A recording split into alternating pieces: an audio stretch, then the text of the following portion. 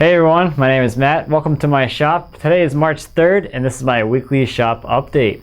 So as you can see, I got a lot of stuff done on the upper case for the secretary, and I'm really excited because it's getting really close to being done, and I can really get a really great idea of how everything here is going to look. So let me just take you through what I worked on this week. On the top here you can see I have all of the gooseneck molding attached and all the returns attached and all that stuff. All these miters turned out really nicely. One tip for doing miters on something like this, especially in my case, since the miters or the profile was a little different on the gooseneck side than on the return side. So when I went to cut those miters, they were tight, but the profile didn't match perfectly. But that's fine. So what I did in that case was I came back with my chisels and my gouges and my scrapers, and basically I combined the two profiles together to give me a really nice tight looking miter joint that just looks absolutely perfect. Like those two profiles came in just absolutely perfectly.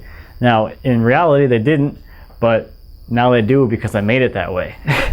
So just a little bit of carving and a little bit of chiseling made those profiles line up just perfectly, and it made for a really nice crisp miter. And they look absolutely great. Now a funny thing about this, or not really funny, everything's funny to me.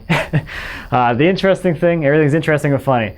The thing that I'll point out about this uppercase here is where it is right now. It is about a foot lower than it will be when it's on top of the desk. So in reality, it will be, if I'm standing next to it, I'll be like this. Oh, it's pretty funny. So the other thing I did is I mounted the doors into the opening here, and that really gives you a really great idea of what the inside is going to look like when it's done. Let me go a little wider here, so you can really see what it looks like when it's going to be pretty much all done. I have the drawers down here, the carvings are up in here all ready to go. And one thing that I want to get your opinion on or some advice on is, in the book, the backboards for this piece, they are shiplapped, which is what I'm going to be doing. But they are run horizontally, and I'm kind of leaning towards putting them vertically. So I thought I would ask what your opinion is on that, if you prefer the look of a horizontal shiplap or a vertical shiplap in this case.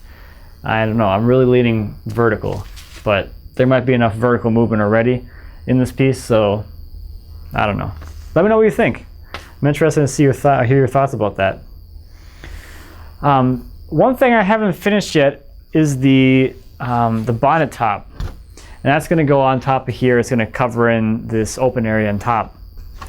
So Steve McIntyre, he mentioned to me that you can go out to a hobby store and you can get really thin sheets of plywood.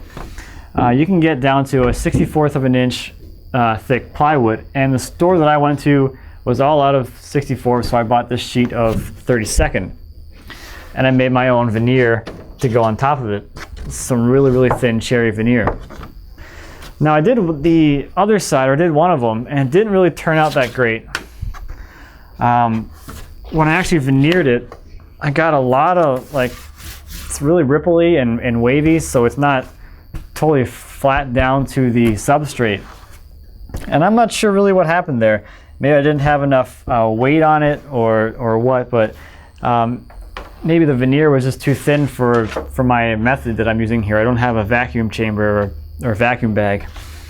So in the past, the veneering I've done is with like thicker, like 1/8 inch thick veneer, and this is, I think this is like a 64th or something like that. It's between a 64th and a 128th. So it's pretty thin, so I'm not sure, maybe I need a lot more pressure for this really thin veneer. I don't know, but I'm going to try it again. We'll see what happens. The nice thing about this is I can just run this whole thing through my drum sander and just sand away the veneer that I added on here and give it another shot. So that's kind of a nice thing here, but that's kind of unfortunate. Oh well.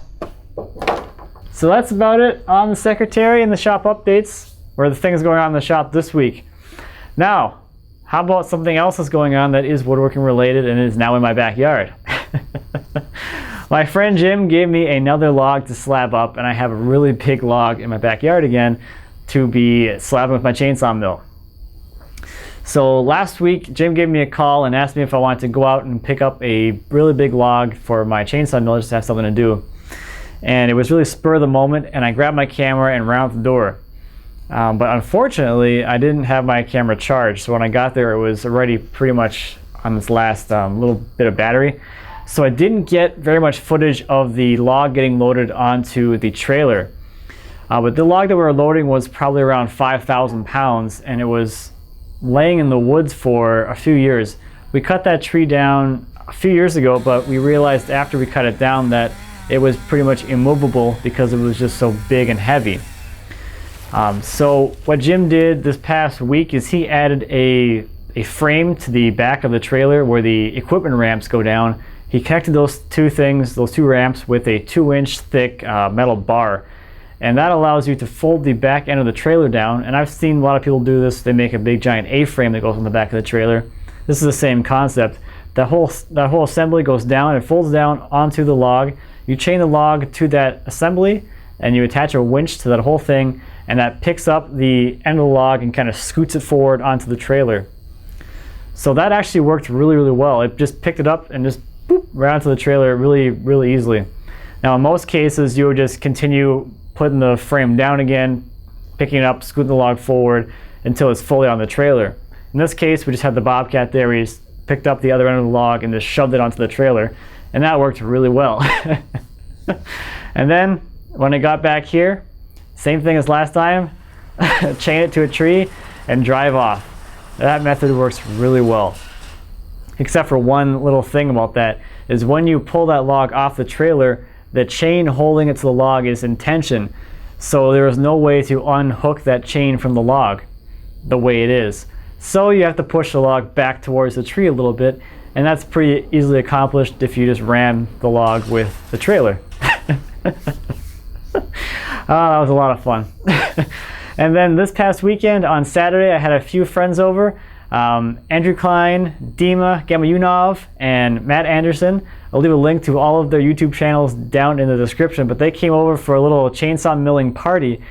We got a couple of slabs cut off that log, and it was a lot of fun just to hang out, run the chainsaw mill, and have a whole bunch of people here with their cameras all doing videos. So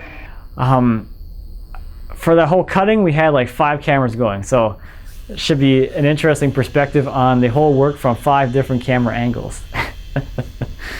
Oh, and those slabs I cut at, they're 2.5 inches thick, and where I am right now, the width of the log, it is 24 inches at the narrowest and 3 feet at the widest. And on my chainsaw mill, I had to take off the log dogs from my chainsaw, so I had a little bit more capacity. So I have my mill set up at its completely full capacity, which is just a hair over 36 inches. And yeah, that's a lot of wood to cut through. And those slabs are really heavy, really, really heavy. They're around 250, 300 pounds as you get further into the center of the log. So yeah, always fun to have more stuff to move. I also mentioned that if you missed my live questions and answers last week with Nick Ferry, I'll leave a link to that in the description as well. That was a lot of fun, a lot of great questions, and it was a lot of fun to have Nick on the questions and answers side, because it was more conversational. I had a lot more fun with it just because it was a lot less stressful, because I didn't have to really worry about what questions were being asked and what question was next and all that stuff. Nick really did a great job handling that. So thank you so much, Nick, for helping me out with that show, and thank you to everyone who was there asking questions live. It was really great to have more questions than we could do in the hour that I was trying to keep it to. So really appreciate all that great support from everyone. I think that's about it this week. So that's all I have for this week. Thank you as always for watching. I greatly appreciate it. If you have any questions or comments about anything I talked about today or anything here in my shop, please feel free to leave me a comment. As always, I appreciate those, and I'd be happy to answer any questions you might have. And until next time, happy woodworking.